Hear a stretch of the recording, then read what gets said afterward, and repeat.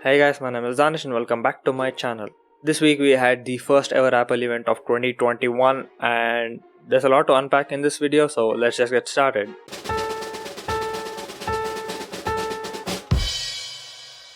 So the first thing that they announced was the Apple Podcasts redesign. So this is an overall to the UI and the look of the Apple Podcasts, and also the addition of a subscription model which consumers can join the program and set a certain fee for their podcasts, and people can pay a subscription to follow them going forward. Now, this is not such a big deal for me because I'm not a big user of podcasts, but some people who have been enjoying a lot of the more famous podcasts will probably be hit by a paywall. But also it is good for the creators as well, who can earn a bit more money because of this move, so it levels out over there. The next thing that was announced was the Apple AirTag. So this was in the rumor mill for around 2 years now, since 2019 or something, that it will be announced, and as a competitor to the Tile tracking, and it's out now finally, and it's pretty sleek actually. A small tiny puck of white and silver at the back with a removable battery which can be serviced by the end user. Big deal in the Apple community because it's not easy to self-service any other device of their lineup. So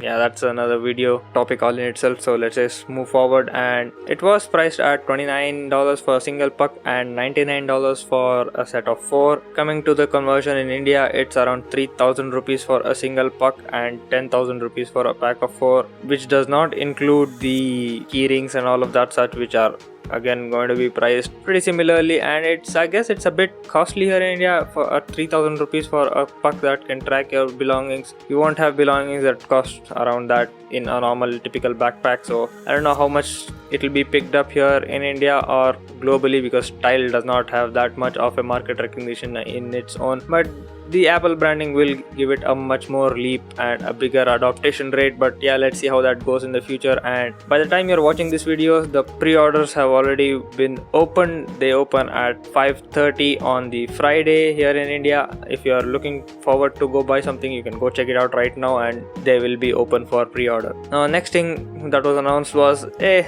slightly gimmicky thing, was just a color refresh of the iPhone 12. They released a purple. It was just a color refresh for the iPhone 12. No price change, no update, it's just a color change. You could have just skinned your device to any color you want and make it a cheap edition like that, but yeah, a new color from the Apple rainbow. Continuing on, we got the Apple TV 4K. So this is an upgrade in itself, and also an upgrade to the remote as well. So Apple TV 4K now supports high refresh rate HDR. The bigger thing that was surprising to me was the color calibration using the iPhone's selfie camera and the sensor at the front to calibrate the image that is shown on the television. But this does not tweak the settings of the TV, but just the settings of the Apple TV 4K, which just tweaks the output it is sending out. I would love to see this calibration tool open to the masses and giving us RGB values to change, and using your iPhone to calibrate your monitors, and all of that will be a big breakthrough in this field, because color spectrometers and all of that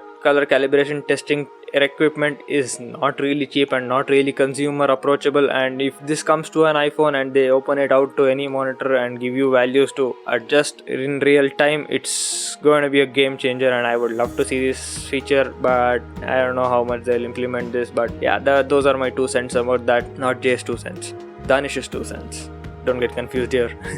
So coming on to the remote, gone is the touch swipe pad, which was really vague and not very good, to a good D-pad with scroll functionality and all of that, which Snazzy Labs really loved, because he really hated the other one. I'll link his video in the description below, so you can go and check it out. The humority in that video, it's awesome. But yeah, the thing is, the other Apple TVs do not get this upgraded remote. You have to buy this upgraded remote separately, and even if you have an old Apple TV, you can still buy this remote for yourself, so that is a good thing. But I haven't used Apple TV in my life, so I can't comment on it at all. The next thing was the big controversial thing, that is the new iMac. So I have a lot to talk about this, so just get braced up. So the new iMac is as thin as an iPad, flat, a headphone jack at the side, because the depth of the headphone cannot go through the whole thing. It is thinner than the barrel plug of this in height.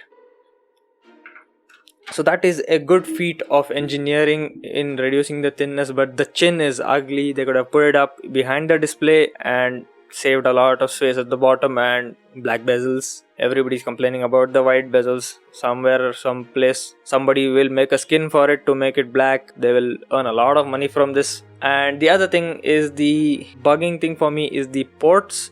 So there are only 2 Thunderbolt ports at the back in the base model and 4 ports in the upgrade model with 2 Thunderbolt and 2 USB Type-C 3.0. Now that is a bit annoying to me because you lose a lot of ports in this, and it actually just makes it a lot more difficult to use your device at home, where you don't want to be searching for adapters and having a lot of adapters hanging from the back of your system. On a laptop, I agree, you're saving space, you don't need them all the time.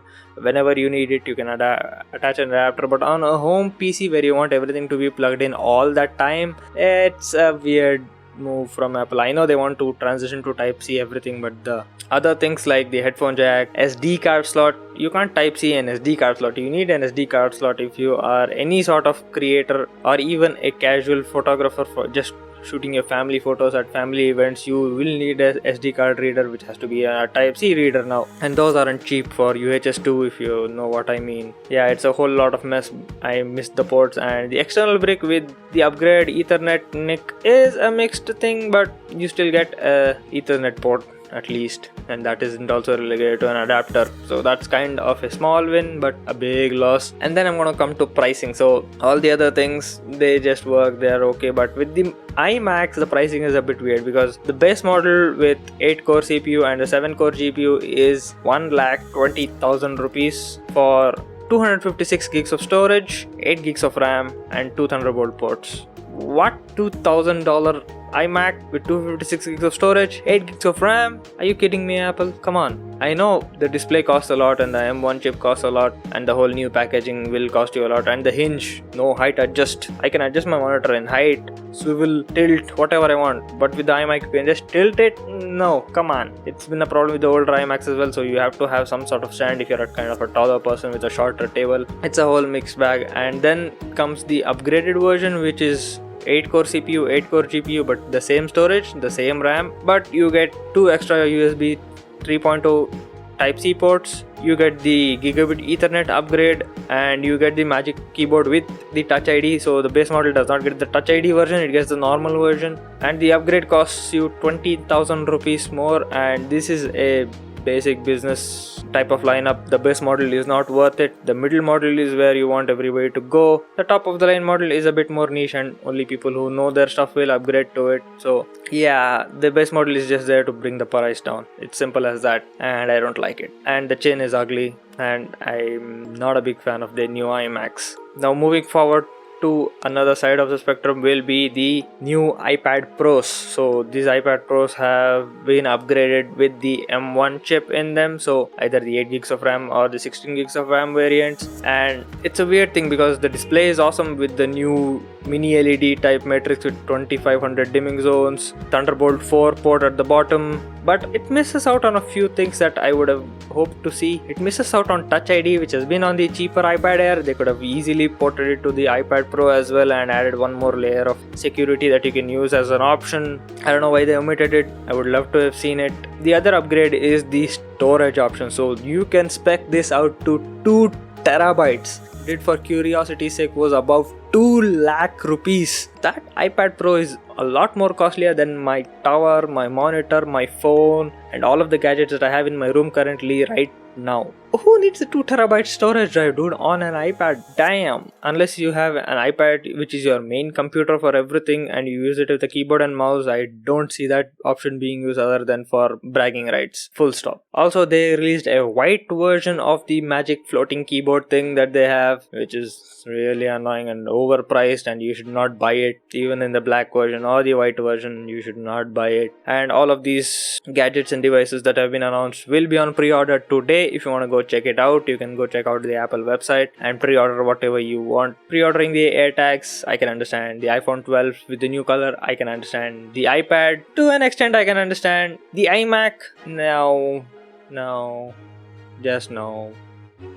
If you are gonna buy the iMac, just let me know and I'll need to have an interview with you and see what's going on in your mind. So feel free to let me know in the comments if you are buying any of these devices. If you like this video, give this video a like. Talking about the iPad, I have another video coming up on the previous generation iPad and why I think that is a lot more worth it than this one. So get subscribed and ring the bell icon to get notification of that video. Follow me on my social media channels on Instagram and Twitter, and I gave a lot of the live updates while watching the keynote on Twitter, so if you want to see more of my opinions, you can go check it out over there.